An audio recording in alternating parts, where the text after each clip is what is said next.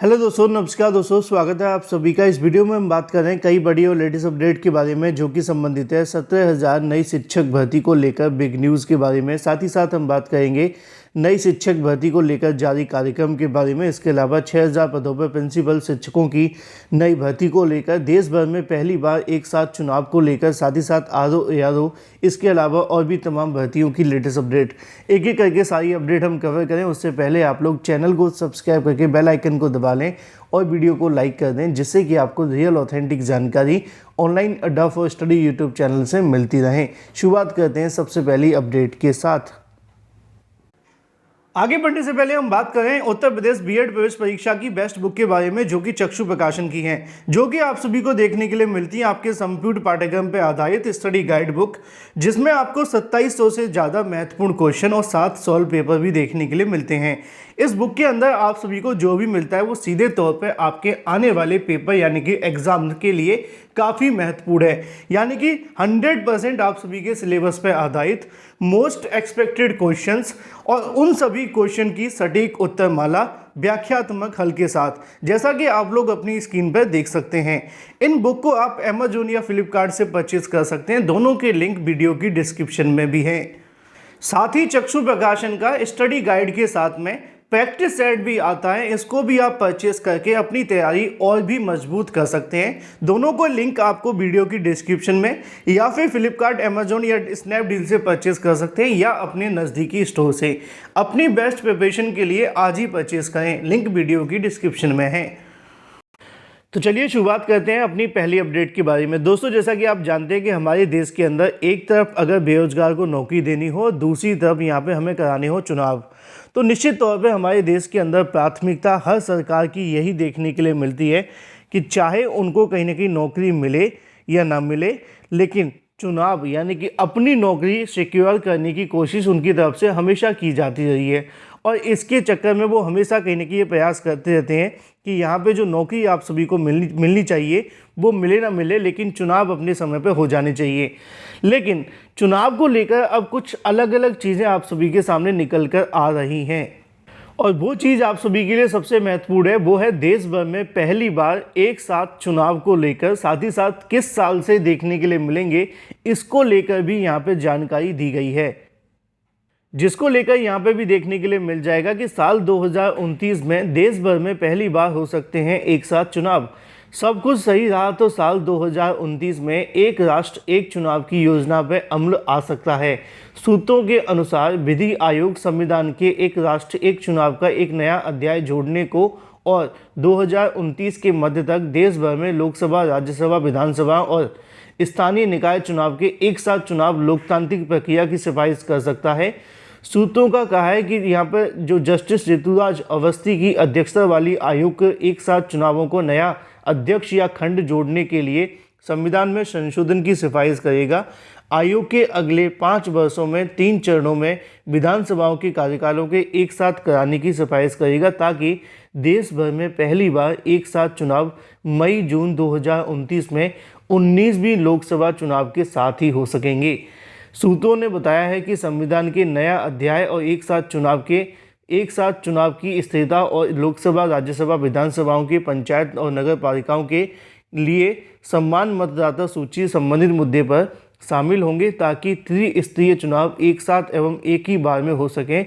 जिस नए अध्याय की सिफारिश की जा रही है उसमें विधानसभाओं के कार्यकाल से लेकर संबंधित संविधान में अन्य प्रावधानों को खत्म करने की शक्ति प्रदान किए जाने को लेकर प्राविधान है। तो ऐसे में देखना काफ़ी महत्वपूर्ण होगा कि आने वाले समय के अंदर एक साथ चुनाव कराए जाने से क्या बेनिफिट मिलेगा, क्या नहीं।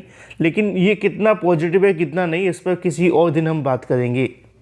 अगर आप इसके बारे में कोई पॉजिटिव नेगेटिव कमेंट करना चाहें तो कर सकते हैं, जिससे कि पता चलता है कि अभ्यर्थी इसको लेकर क्या सोचते हैं। इसी के साथ अगर बात कर ली जाए अपनी अगली अपडेट के बारे में, जो कि संबंधित है साक्ष्य सामने हैं तो लंबी जांच का दिखावा क्यों। आप जानते हैं कि आरओ एआरओ 2024 की परीक्षा का पेपर लीक हुआ, इस प्रकार के आरोप लगे, ठीक है। अभ्यर्थियों ने धरना प्रदर्शन किया। उसके बाद में एसआई यूपी पुलिस कांस्टेबल भर्ती में हुआ, वहाँ पर भी अभ्यर्थियों ने धरना प्रदर्शन दिया। हालांकि यूपी पुलिस कांस्टेबल के अंदर धरना प्रदर्शन करने वाले अभ्यर्थियों की संख्या की जो तादाद थी वो बहुत ज़्यादा थी और सरकार ने आनन फानन में आकर उस परीक्षा को रद्द कर दिया। लेकिन अब ऐसे में सवाल ये खड़ा होता है कि क्या आरओ एआरओ परीक्षा को लेकर भी पेपर लीक हुआ था? अगर पेपर लीक हुआ था तो इसमें समय क्यों लिया जा रहा है?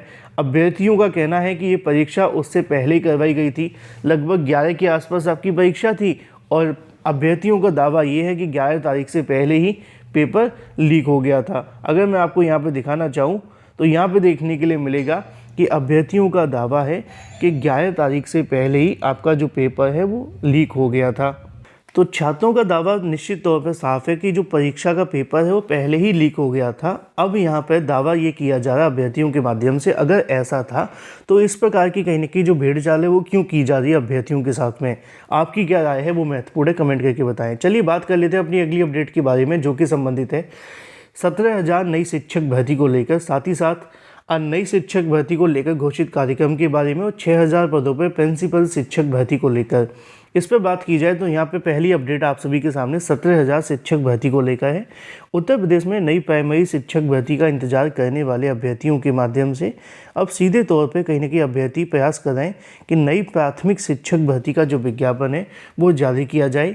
इसी के संबंध में अपने जो नेता और जो भी कहीं न कहीं उनके अभ्यर्थी के कहीं न कहीं आवाज़ उठाने के लिए लगते हैं कि शायद ये महत्वपूर्ण है, हमारी आवाज़ उठा सकते हैं सरकार के सामने, उन सभी से प्रयास करके मांग कर रहे हैं कि इन अभ्यर्थियों की जो मांगे हैं वो पूरी की जाए और ऐसे में जो नई प्राथमिक शिक्षक भर्ती का विज्ञापन है उसको जारी किया जाए। इन्हीं तमाम मांगों को लेकर अभ्यर्थियों के माध्यम से सुबह सपा के राष्ट्रीय अध्यक्ष ओपी राजभर से सकारात्मक मुलाकात की और उन्होंने कहा कि उनकी जो बातें हैं मुख्यमंत्री और शिक्षा मंत्री तक पहुंचाई जाएगी और अभ्यर्थियों की मांगे क्या है, नई प्राथमिक शिक्षक भर्ती को लेकर विज्ञापन जारी करने के संबंध में।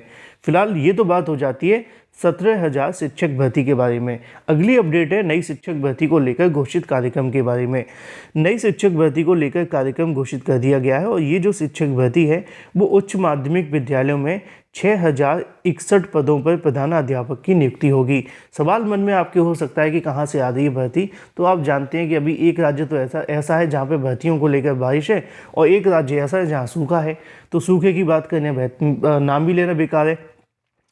और ये जो राज्य है वो आप सभी के सामने पटना से यानी कि बिहार की बात की जा रही है, जहाँ पे लिखा हुआ है कि उच्च माध्यमिक विद्यालयों में प्रधानाध्यापक के 6,061 पदों पर सीधी भर्ती के लिए सामान्य प्रशासन विभाग पर लोक सेवा आयोग को बहुत जल्द विज्ञापन जारी करेगा। आधिकारिक जानकारी के मुताबिक पटना मंडल में प्रधानाध्यापक के 765, सारण मंडल में 611 और इसी तरीके से अलग अलग जो पद हैं वो आप सभी के सामने हैं, जहाँ पे जो भी पद खाली रह गए उसका डाटा आप सभी के सामने जारी कर दिया गया है। इसको आप लोग चेक कर सकते हैं। जल्दी बिहार लोक सेवा आयोग यानी कि बीपीएससी के माध्यम से इसके संबंध में ऑफिशियल विज्ञापन जारी करते हुए जो आवेदन का प्रोसेस है वो शुरू कर दिया जाएगा। फिलहाल ये थी आज की कुछ बड़ी और लेटेस्ट अपडेट। लेकिन वही दूसरी तरफ बात की जाए बीएड प्रवेश परीक्षा में छात्रों की मुंहभंग को लेकर। प्राथमिक शिक्षक भर्ती से बीएड के बाहर हो जाने के बाद से निश्चित तौर पर बीएड अभ्यर्थियों का मोह भंग हुआ है। जो बीएड अभ्यर्थी कहीं ना कहीं प्राथमिक शिक्षक भर्ती में सम्मिलित हो जाने के बाद से निश्चित तौर पर इस बात को लेकर खुश दिखाई देते थे कि बीएड करने वाले जो अभ्यर्थी हैं उनको प्राथमिक, जूनियर और भी कई भर्तियों मौका मिलता है और उनके कहीं ना कहीं जो चांसेस हैं वो बढ़ गए थे। लेकिन जब से कहीं ना कहीं प्राथमिक से बाहर हुए हैं तब से बीएड में प्रवेश लेना हो या इसके अलावा और भी संबंधित कार्य, उनसे कहीं ना कहीं छात्रों का मोह भंग हो गया है और इस बार बीएड प्रवेश परीक्षा में भी आवेदन पिछली बार के मुकाबले अभी तक कम है। Thank you for watching this video.